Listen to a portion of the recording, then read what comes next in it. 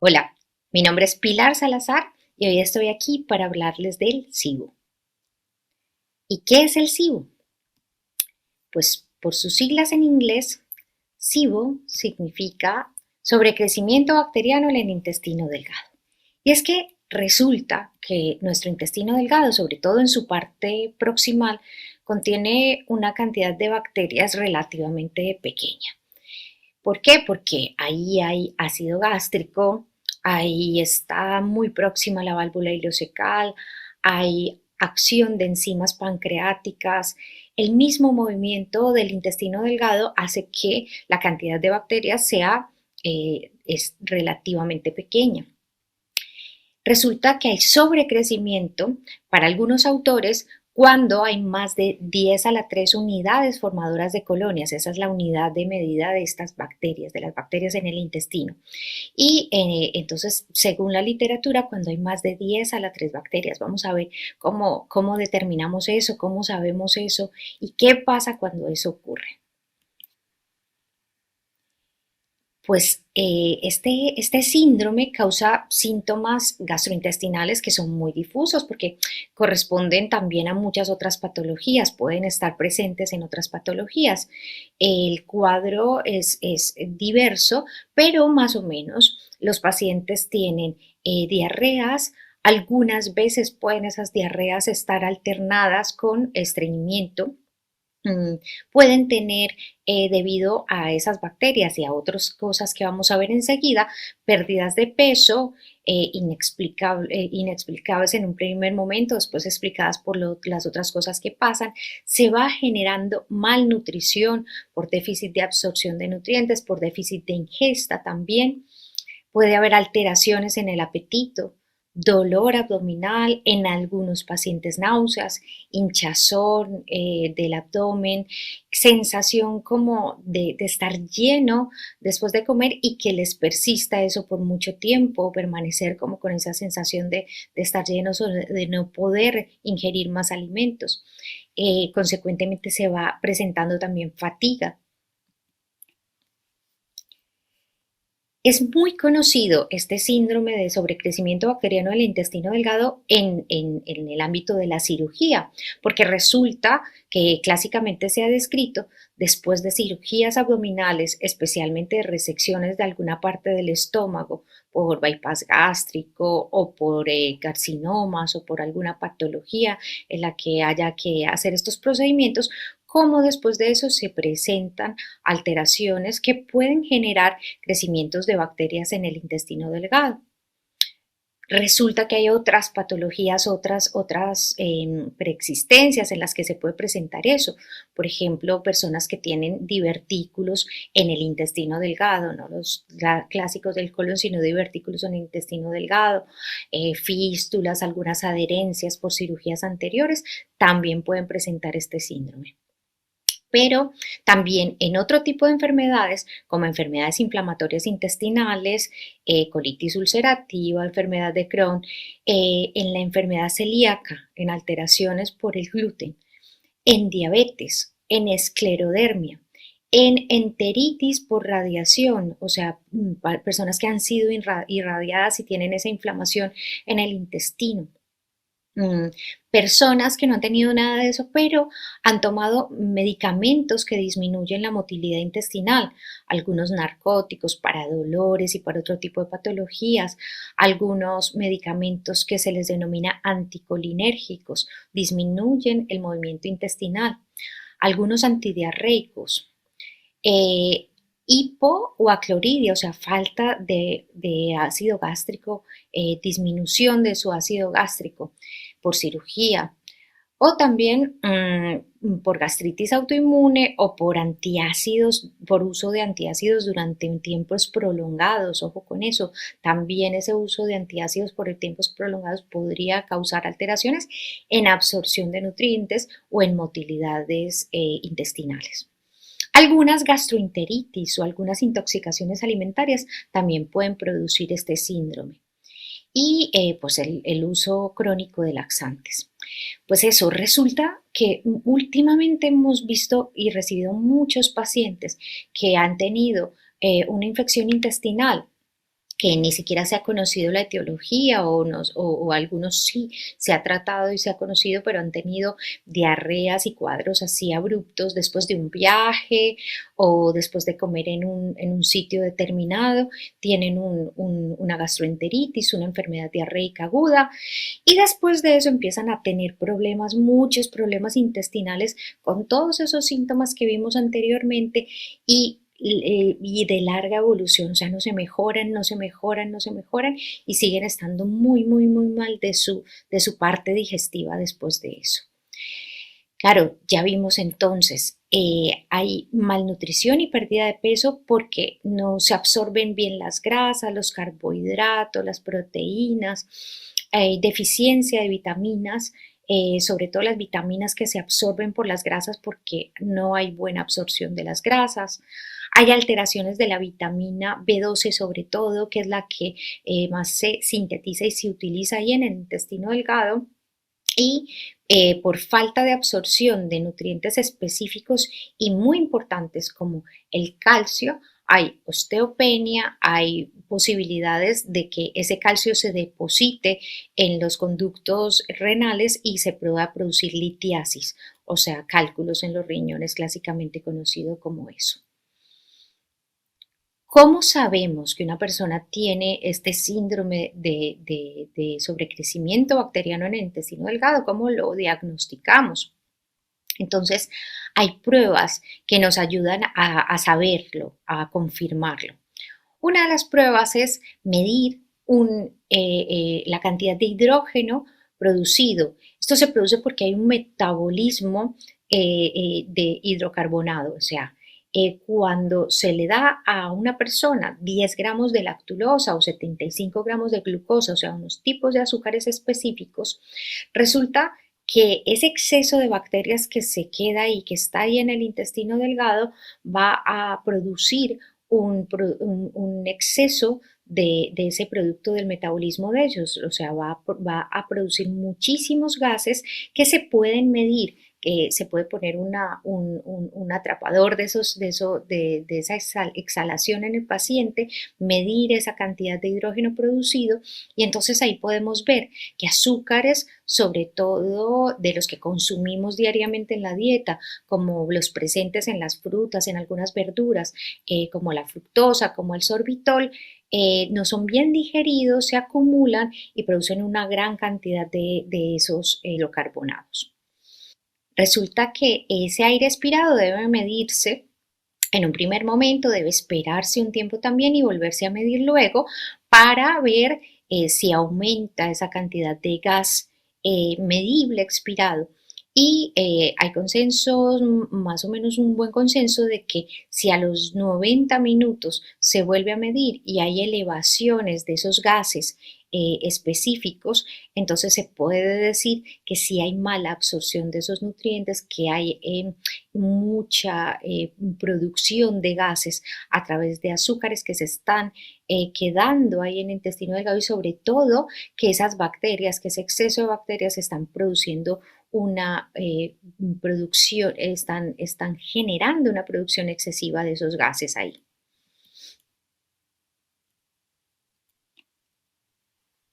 Entonces, ¿cuál es el tratamiento clásico o cuál es el tratamiento que se ha seguido para este síndrome de sobrecrecimiento bacteriano? Necesitamos, es importantísimo, importantísimo tener en cuenta la alimentación, la dieta en estos pacientes. Resulta que si este síndrome de sobrecrecimiento está en una etapa precoz, o sea, acaba de empezar y se ha diagnosticado rápido, pues bueno, vamos a poder decir, vamos a hacer esta dieta o esta dieta, vamos a poder elegir una dieta.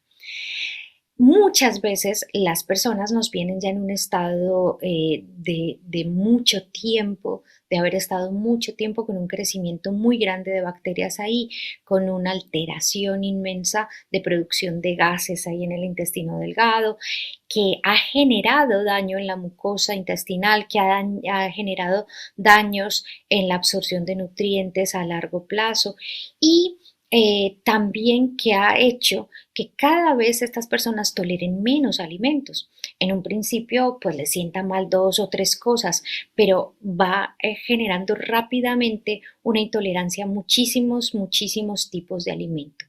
Por tanto, aquí vamos a enumerar unos tipos de dieta que se han seguido como posibles acompañantes del tratamiento en este síndrome, pero vamos a ver cómo hay pacientes que la dieta depende absolutamente de que toleren y que no.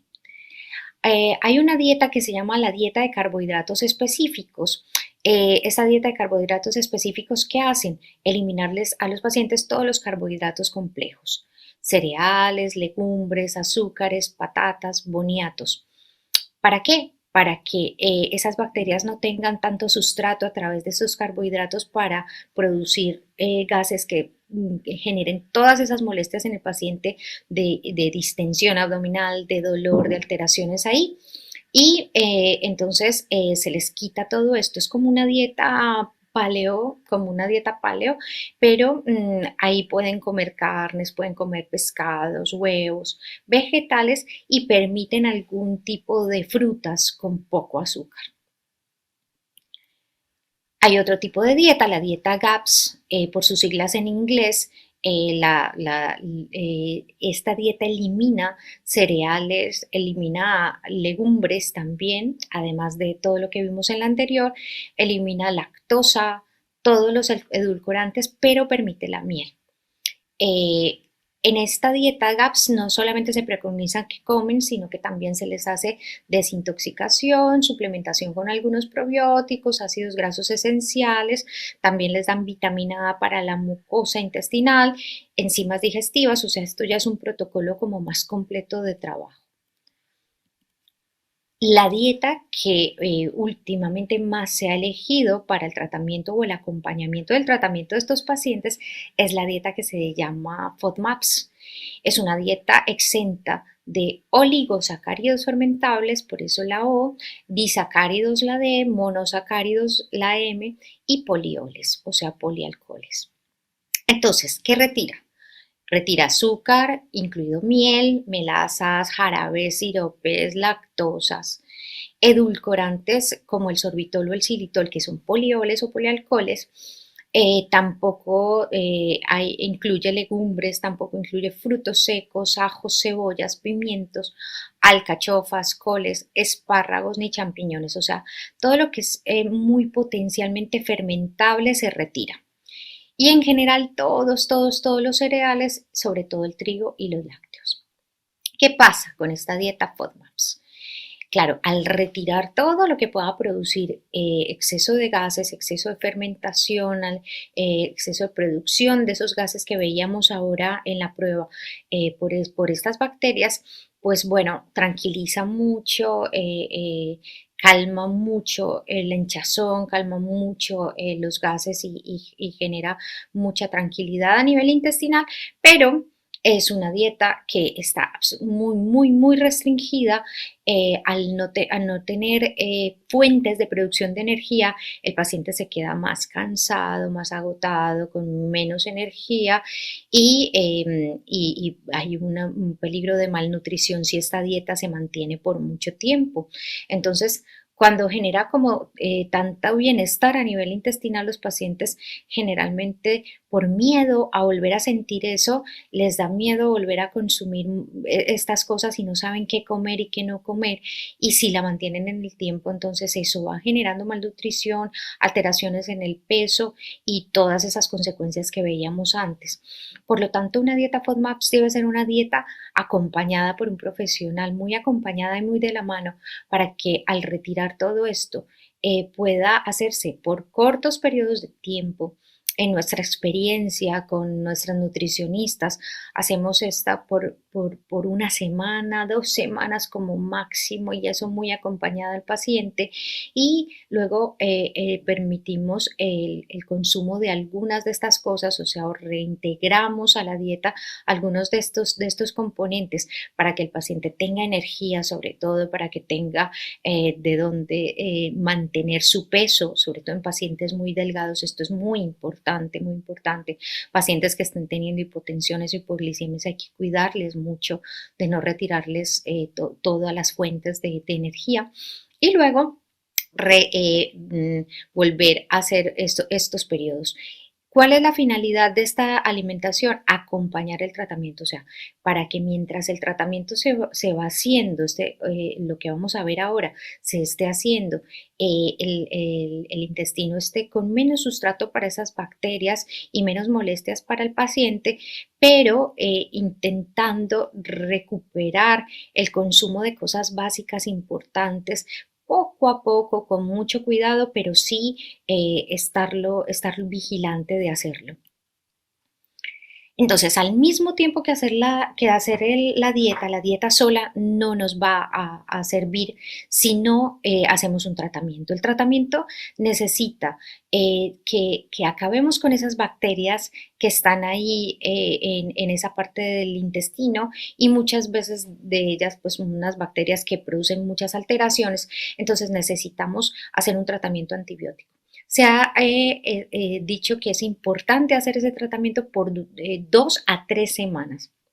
Estos antibióticos pueden ser antibióticos convencionales, se han usado muchísimo, se ha usado desde amoxicilina con ácido clavulánico, ciprofloxacina, doxiciclina, metronidazol, neomicina, la norfloxacina, rifaximina, tetraciclinas, clotrimoxazol, o sea, muchos tipos de antibióticos.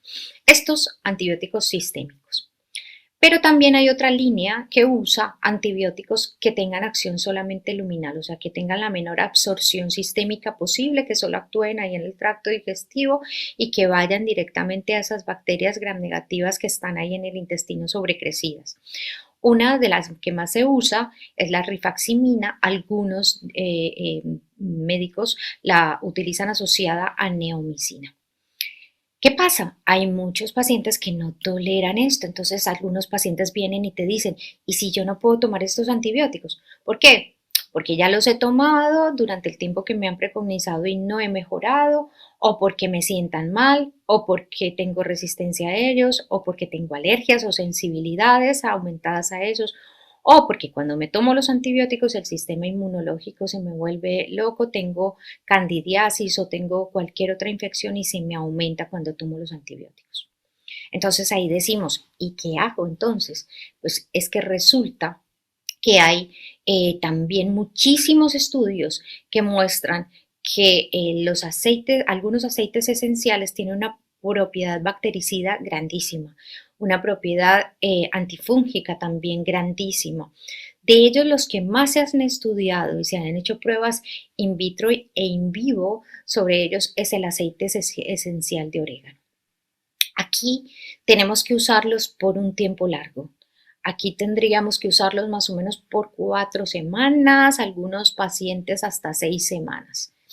El aceite esencial de orégano puede usarse en gotas, aunque en gotas el sabor es fuerte, también cae en el intestino de forma fuerte, entonces también puede usarse ya encapsulado, vienen en cápsulas vegetales o en perlas, y los que vienen en perlas deben usarse a una dosis alta. Nosotros usamos una dosis de 2 en la mañana, 2 al mediodía, 2 en la tarde, por 10 días, descansamos 3, 4 días y volvemos a seguir hasta que completemos 4 a 6 semanas. Otros aceites esenciales que se han usado, el aceite esencial de melisa, el aceite esencial de coriander, el peppermint, también tienen una gran propiedad bactericida que podemos o combinarlos o podemos seguir uno de otro cuando uno de ellos no nos ha funcionado del todo. Aquí presento uno de los estudios en donde hablan del orégano y donde han estudiado el orégano en bacterias como la Pseudomonas aeruginosa. Hay estudios en muchísimas bacterias y se ha visto esa gran propiedad bactericida de estas sustancias. Bueno, ¿qué más? Es muy importante, además de hacer ese tratamiento contra esas bacterias, hacer la repoblación de bacterias buenas. En nuestra experiencia, primero ir a por esas bacterias patógenas y a por ese sobrecrecimiento bacteriano antes de dar probióticos es importante. ¿Por qué? Porque es que si vamos con probióticos mientras esas bacterias invasoras están ahí, vamos a generar en algunos casos, si el probiótico tiene prebióticos, tiene FOS o tiene otros prebióticos, pues vamos a generar más fermentación de parte de las bacterias que ya estaban ahí, mientras que se establece ahí el equilibrio entre ellas luchan entre sí para ver quiénes se quedan. En esa lucha también se pueden generar muchas liberación de toxinas y alterarse muchísimo. Entonces, en general, son pacientes que empeoran cuando se les da probióticos sin hacerles un tratamiento antibiótico previo. Entonces, los probióticos sí, cuando al terminar el tratamiento antibiótico, muchos pacientes de estos necesitan y es importante hacer una tipificación, o sea, mirar qué bacterias hay. Además de la prueba de aliento, tenemos a la mano pruebas que nos muestran qué bacterias hay en el intestino, que nos cuentan qué bacterias hay en el intestino. Son pruebas, algunas en materia fecal, otras son pruebas a través de bioresonancias y nos dan un reporte muy completo de todas las bacterias que hay allí, de todas las bacterias patógenas, de los hongos, de la cantidad de ellas, de todas las colonias que hay y podemos hacer una medición antes y después del tratamiento antibiótico. Podemos asegurarnos de que esas bacterias patógenas hayan bajado y luego poner estos probióticos. En general, 4 a 6 semanas después de un tratamiento bactericida bien bueno. Entonces, al terminarlo, hay cepas específicas que nos ayudan muchísimo más en estos casos. Se ha estudiado el Saccharomyces boulardii, el Enterococcus faecium, los lactobacilos acidophilus. En esa combinación han sido muy buenos. Esa combinación, por ejemplo, nosotros la usamos durante 12 días después de haber dado el tratamiento antibiótico y luego una combinación más completa en donde ya incluimos los bifidobacteriums, como el brevis, el lactobacillus plantarum, más lactobacillus acidophilus, y esto por 1 mes y medio más, eso es un tiempo largo. Estos nos ayudan a barrer con el Clostridium difficile, que es uno muy frecuente que está ahí y que es más resistente, y también a mejorar la cantidad de gases. Es muy importante que una de las causas de los trastornos de este síndrome es las alteraciones en el movimiento, en la motilidad del intestino delgado. Resulta que hay sustancias a las que se les ha llamado prokinéticos, o sea, pro movimiento. Estas sustancias prokinéticas que hacen que el movimiento del intestino delgado se amplifique y se coordine, que no sea errático, sino que sea coordinado y sea amplificado, de manera que la motilidad gastrointestinal sea adecuada, porque esa motilidad es súper importante para barrer, para sacar los excesos de comida, los excesos de restos alimentarios y las bacterias que quedan en el intestino delgado y siempre mantener muy limpito, lo más limpito posible el intestino delgado como se mantiene, con una cantidad de bacterias apenas suficiente. Esto en esófago, en duodeno y en general en todas esas partes promueve ese movimiento sano de esos segmentos. ¿Por qué? Porque estimulan una cosa que se le llama el complejo migratorio motor.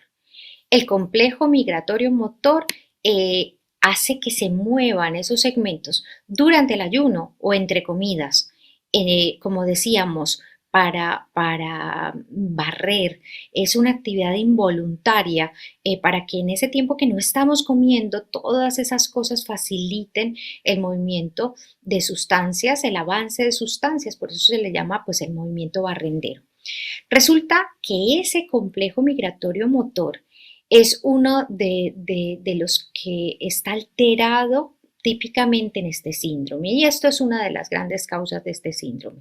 Tanto en la cirugía de la que hablábamos, después de una cirugía bariátrica, o una cirugía de estómago, como después de una gastroenteritis, como en una alteración hay, física, pues en estas partes del intestino, lo que hay es una alteración de estos movimientos. Al alterarse esos movimientos, se acumula comida o se empiezan a acumular esas bacterias ahí en el intestino. Los pacientes llegan a decirte, es que yo siento siempre una bola ahí, o es que yo siento que el intestino no se me mueve del todo. Algunos me dicen, es que yo me tengo que meter la mano, meter los dedos como para sentir que se me mueva el intestino, y eso es verdad. El intestino está teniendo una alteración en el movimiento. Por eso, esta parte del tratamiento del SIBO es fundamental y es la gran olvidada. Y aquí es donde quería hacer más hincapié, porque si nosotros hacemos una dieta, FODMAPs, una dieta de cualquiera de las dos que dijimos, o una dieta que es la que le toca hacer al paciente, porque como decíamos, llegan en unos estados tan grandes, tan graves, que ya no sabes si le estás haciendo FODMAPs o si le estás haciendo no sé qué, porque es que lo que estás pudiendo comer el paciente es mínimo. A veces ya no pueden comer ni lo más neutro que uno piensa que no le va a hacer nada de daño, y ya no pueden tolerar absolutamente nada porque están tan mal en los movimientos, tan mal en el exceso de bacterias que no pueden tolerar nada. Entonces, claro, estás haciendo la dieta, no está comiendo nada porque es que ya obligadamente casi no come nada. Les has dado antibióticos o antibióticos naturales como los aceites esenciales. Hasta le has puesto probióticos, pero nada. ¿Y qué pasa? Que es que no le estás ayudando al intestino a moverse, que es una de las consecuencias o muchas veces una de las causas o la principal causa de que esto le esté pasando al paciente. Entonces, si nos olvidamos de restablecer el movimiento del intestino, el paciente no va a mejorar, o va a mejorar porque le quitamos todo ese exceso de bacterias y le ayudamos a repoblar con bacterias nuevas, pero si el intestino sigue sin hacer estos movimientos, sin generar estos movimientos, van a volverse a acumular bacterias y el paciente va a recaer. Entonces nosotros necesitamos hacer este trabajo, este tratamiento con prokinéticos, con generar ese movimiento. Farmacológicamente hay cosas, se puede usar la eritromicina a dosis baja, se ha hablado de la prucaloprida, algunos estudios, y se ha hablado de dosis bajas de naltrexona, un tratamiento de dosis bajas de naltrexona que se ha usado también en otras enfermedades, enfermedades autoinmunes y otras cosas. Algunos pacientes, muchos pacientes no los toleran porque por el mismo estado de las mucosas, por el mismo estado intestinal, es difícil que toleren medicamentos. Otros pacientes pues lo tolerarán más. De todos modos, estos son tratamientos de prescripción médica y de acompañamiento médico porque no están exentos de efectos secundarios. Pero también hay prokinéticos de origen natural. Entonces aquí tenemos que el mejor prokinético natural es la raíz del jengibre. La raíz del jengibre, dada sola, también hay que tener mucho cuidado porque el jengibre, al ser de naturaleza caliente, también puede generar irritación de la mucosa intestinal. Entonces hay que usarlo con cuidado en una presentación que no le caiga mal al paciente. Y también hay combinaciones, hay unas grandes combinaciones y muy clásicas que contienen varias plantas que mejoran la motilidad intestinal al mismo tiempo que calmar la mucosa y mejorar la mucosa. Hay unas que traen hojas de melisa, de menta, además de raíz de regalí, raíz de jengibre, que vienen muy bien. Pero no olvidar esto, la raíz de jengibre, el jengibre como un gran prokinético. ¿Qué más? Entonces ya llevamos la alimentación, por supuesto, la dieta, el tratamiento antibiótico, la repoblación de bacterias después de hacer un buen tratamiento antibiótico, la motilidad intestinal con un prokinético que tiene que mantenerse por mucho tiempo después de haber hecho todo lo anterior, y además no podemos olvidar reparar la permeabilidad intestinal, mejorar el metabolismo hepático, que algunos pacientes necesitan que se mejore el metabolismo hepático porque ya ese hígado está muy bloqueado, ha tenido que trabajar mucho y en algunos no funciona muy bien. En algunos es importante, perdón, apoyar la actividad enzimática, las enzimas hepáticas, las enzimas pancreáticas, porque empezaron a fallar. También los ácidos biliares y que están ahí presentes en el intestino delgado a veces se alteran también por acción de todas esas bacterias y de toda esa estasis que hay ahí. Entonces, hay que tener en cuenta también esos factores en los pacientes que no mejoran o que mejoran lentamente. ¿Y qué pasa si el paciente tiene una recaída o no mejoría? Pues volvemos a repetir, podemos volver a repetir el test del aliento. Para nosotros es muy útil volver a medir, mirar otra vez las bacterias intestinales, el estado de la flora intestinal, un buen estudio de microecología de todas esas bacterias y de todo esto que está viendo ahí. Ya les digo, se puede hacer por bioresonancia, se puede hacer por vía de laboratorio, por vía rectal, o hay muchas maneras de estudiar bien toda esa flora. Si vemos que no se han ido todas las bacterias, pues hay que hacer retratamiento.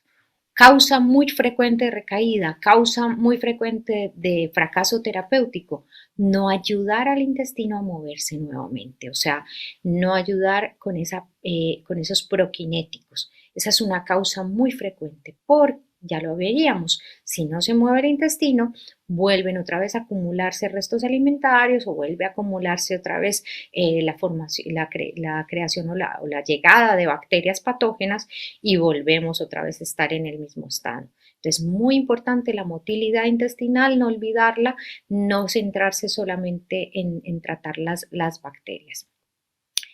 Cada vez es un síndrome mucho más frecuente, cada vez lo vemos más, cada vez se está teniendo más en cuenta también en gastroenterología, pero parcialmente porque no se hace a profundidad un buen acompañamiento con la alimentación, con la dieta, que aquí es clave, el miedo a comer, el miedo a comer ciertos alimentos porque ya los pone más mal, la malnutrición secundaria que sigue, las alteraciones del estado de ánimo, porque eso genera muchísima ansiedad y en muchos casos depresión.